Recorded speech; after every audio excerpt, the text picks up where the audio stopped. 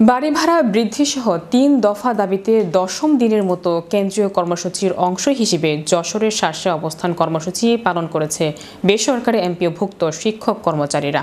এতে নেতৃত্ব দেন উপজেলা মাধ্যমিক শিক্ষক সমিতির সভাপতি ও লক্ষণপুর স্কুল অ্যান্ড কলেজের অধ্যাপক শাহজাহান কবির সহ মাদ্রাসা শিক্ষক কমিটির সভাপতি ও সাধারণ সম্পাদক। মঙ্গলবার সকালে শার্শে উপজেলা পরিষদ চত্বরে এমপিওভুক্ত শিক্ষক কর্মচারীরা তাদের দাবি আদায়ের লক্ষ্যে এই কর্মসূচির আয়োজন করা হয়। বিক্ষোভ ও অবস্থান কর্মসূচিতে অংশগ্রহণকারীরা তাদের দীর্ঘদিনের যৌক্তিক দাবিগুলো বাস্তবায়নের আহ্বান জানান।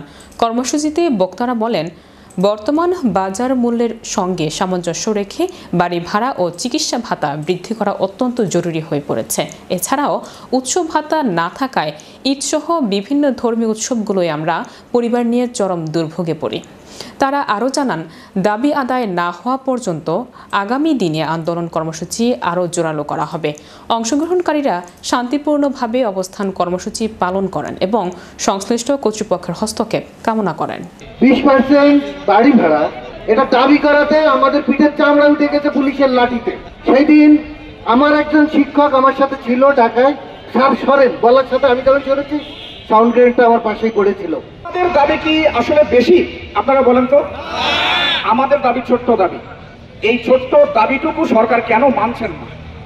আমার কথা হলো, বাংলাদেশ গঠন করার জন্য যেই অবদান, সবচেয়ে বড় অবদান হচ্ছে শিক্ষকদের। সরকার তার পেটোয়া বাহিনী দিয়ে শিক্ষকদেরকে মাথা ফাটায় দেয়, তারপরে কি করে জামা কাপড় ছিঁড়ে দেয়। আমি বলতে চাই, প্রধান উপদেষ্টা, শিক্ষা উপদেষ্টা, এনারা দুজনই শিক্ষক। এরা সরকার উৎখাতের লড়াই না, ডাল ভাতের লড়াই। আমাদের বাড়ি বাচ্চারা, শিক্ষকরা প্রায় শিক্ষক বাদে অন্য কোনো ইনকাম করতে পারে না।